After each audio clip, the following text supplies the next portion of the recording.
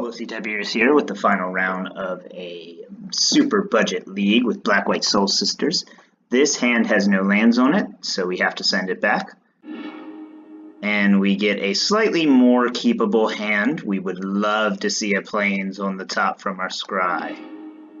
Oketra's Monument we have to send away, unfortunately. We're hoping to draw a land right here.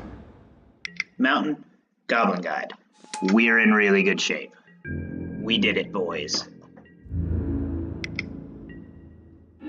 We can still lose this one if we don't draw lands, though.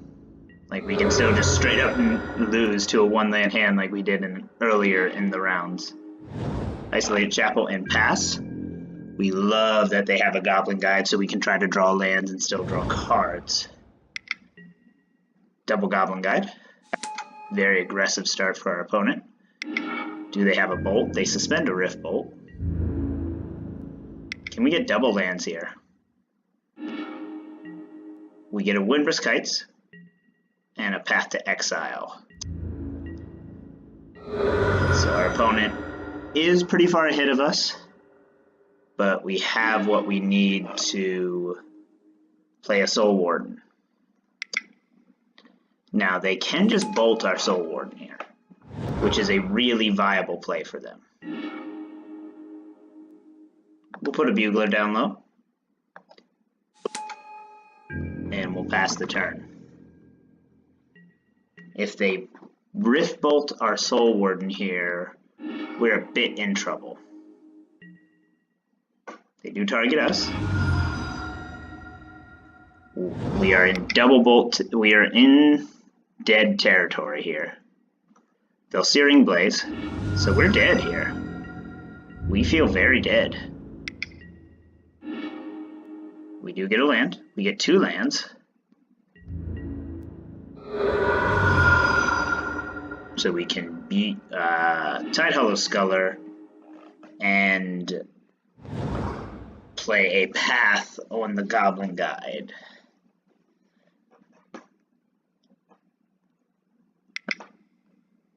Still in trouble here, though.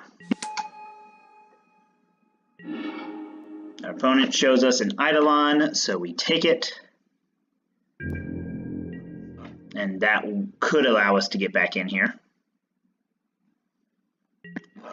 As we block Goblin Guide with Tidehollow Sculler, path the other Goblin Guide. It's not an ideal here.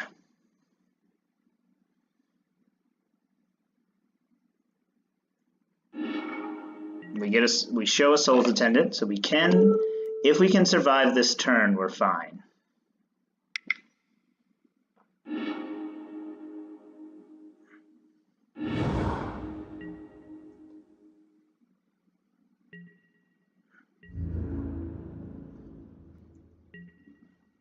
That was a mistake to path, but we got lucky off of it. Grim Lavamancer.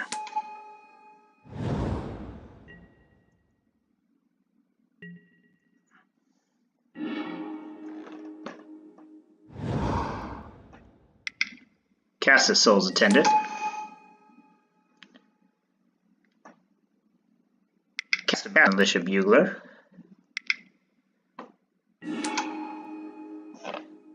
Try to find another Soul's Attendant. And we do. So we are right back in this game now.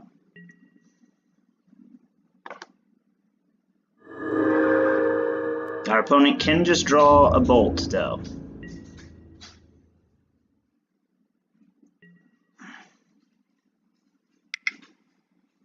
It's a Helix. So we get a little punish for keeping a slow hand against a burn deck. Really okay with us. Burrenton Forge-Tender comes in. That's pretty much it. We don't really want to lose anything out of the deck. We will cut a Freebooter and a Sculler here. We'll actually cut 2 Freebooters here. And the rest is kind of just fine. Cleric can answer Grim Lavamancer to a certain extent, as well as killing any of their creatures. So there is that. But I think we don't try to reinvent the wheel here. We just try to always have a sister in our hand, now that we know it's burn. You hate losing that to a favorable matchup, but you'll take it. This hand is fine.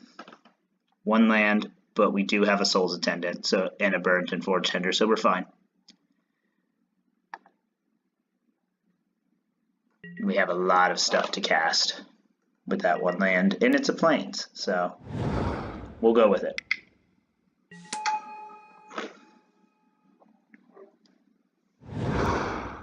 Advantage into Guide, we'll gain a life. Remember to auto yes next time.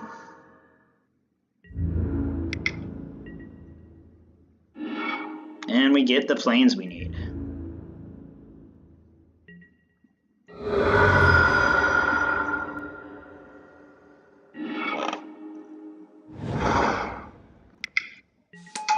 Play a Pridemate. Always yes.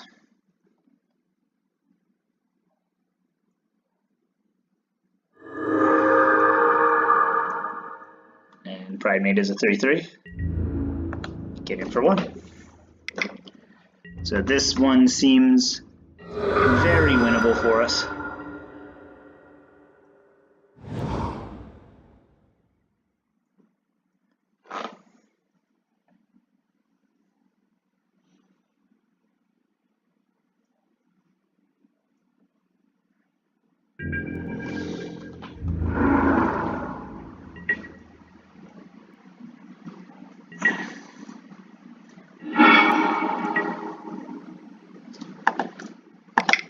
Play a Burrenton Forge-Tender.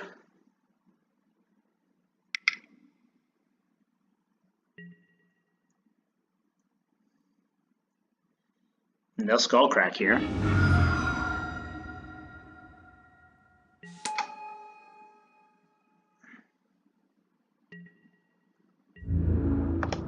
So we'll attack off of that, see if they give us the Goblin Guide. They don't. Interesting time to use Skullcrack. I guess you have to use it at some point. This is a hard deck to Skullcrack because we just can always have life gain happening. We'll block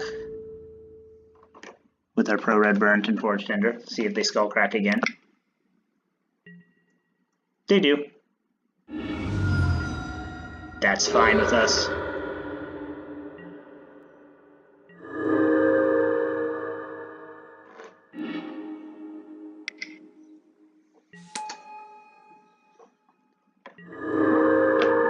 Back up to 15, and we're going to get in for 5 here.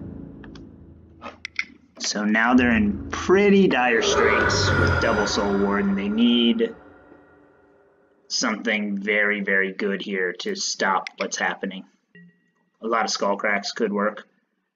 This just completely neutralizes the life gain from Goblin Guide, and they concede to that. Now, it's not an auto-win game 3. We do have to keep a good hand. We have to get a good hand, or we can just lose here. We have to mull to 1, if not 2 Soul Sisters. Doesn't really matter what else is there, but 1 or 2 Soul Sisters is really what we want. Burrenton Forge-Tender in the opener is really good as well. And this hand is really great. We are really happy with this hand.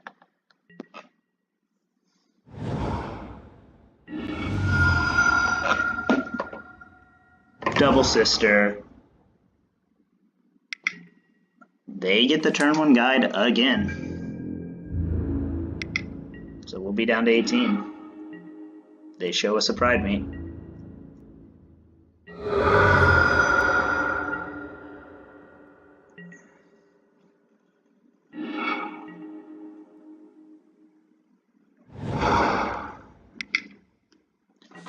let's start with the Cistern Pass. Shouldn't be too hard to wrap this one up.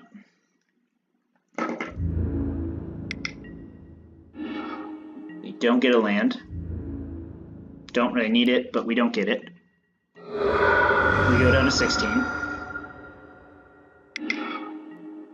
They suspend a Rift Bolt, and they don't have a second land. That's a bummer for them.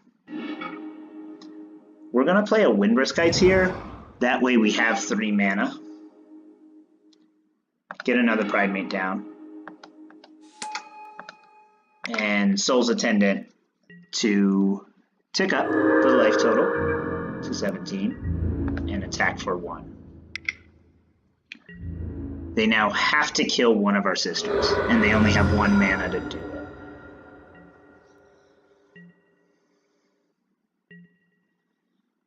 If they don't kill one of our sisters here, they have to, if they didn't do that, they would have to hope we don't have things, hope we don't have creatures, but we do, so double guide.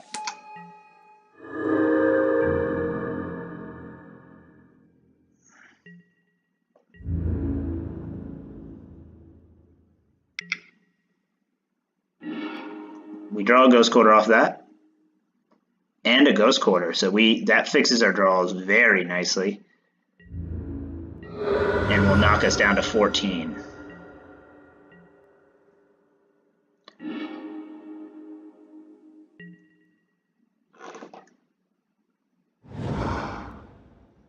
We're going to play the Pridemate here because we really want to represent the big power here. Bolts off a sister is the play here. So we'll have a 2/2 to their 2 2/2s. They have 3 cards left in hand, so our double path really answers their Goblin Guides well. And then next turn we'll start Tidehollow Scullering. Searing Blood. Searing Blood gets us.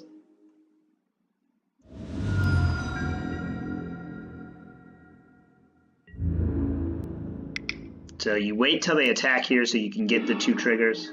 We get a Chapel, and we get an Archangel of Thune. So Archangel of Thune should close out really well for us. A 3/4 life gain body.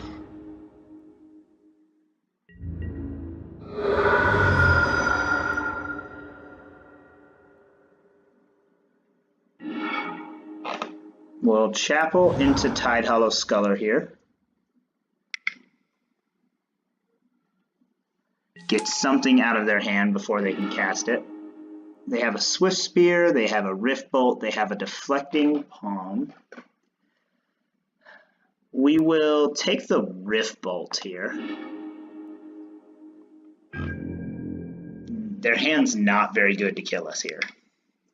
Swift Spear.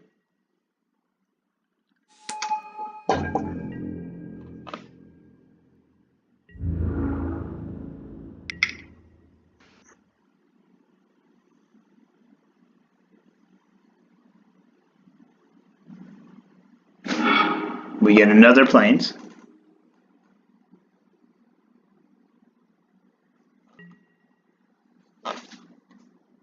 Take a quick look at Deflecting Palm here. Prevent that damage, and then deal damage to that source's controller. So they could spend that now to deal 2 damage to us, which would then kill our Sculler, let them get back a Rift Bolt. Yeah, we'd rather do that now, I guess, but there's really no reason to do it.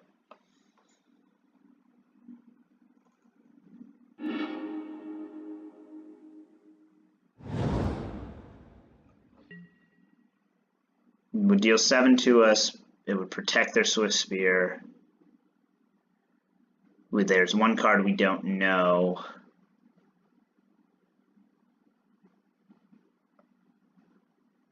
Deals 2 damage to us and kills our Sculler, gives them back a Rift Bolt. It honestly just seems fine to take the damage here.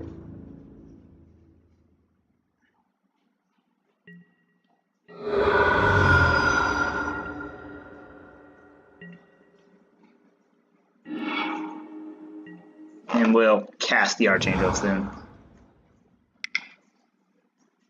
Seems like they can't win through an Archangel of Thune, even with Deflecting Palm. Deflecting Palm is just going to make it deal damage to us, and then we'll gain life. No, wait. It prevents the damage, so...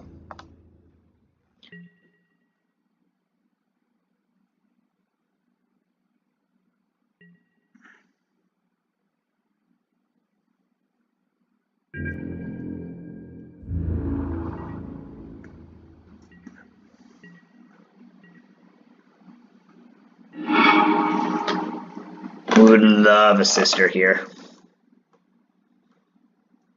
But I guess we can just empty their hand with Freebooter and with Tidehollow Sculler. So get that Deflecting Palm out of their hand.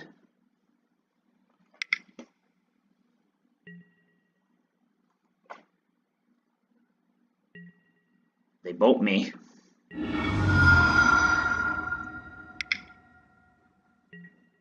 They bolt me again. And we know the last card is the Deflecting Palm.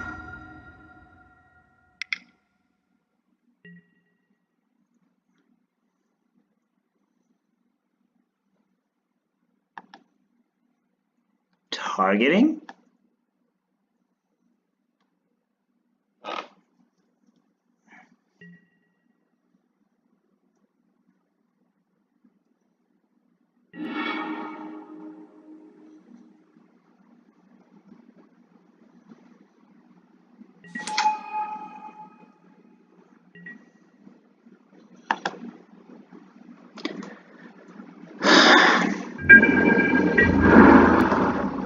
So they could just get us here. They top deck a creature, we're fine. They top deck a spell, we're less fine.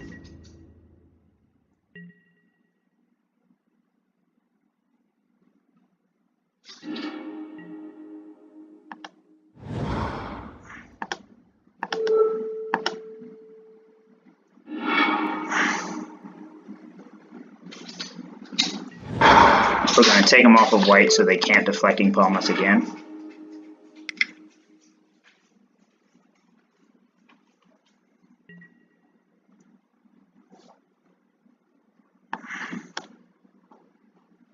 Oh, wow. We killed ourselves there.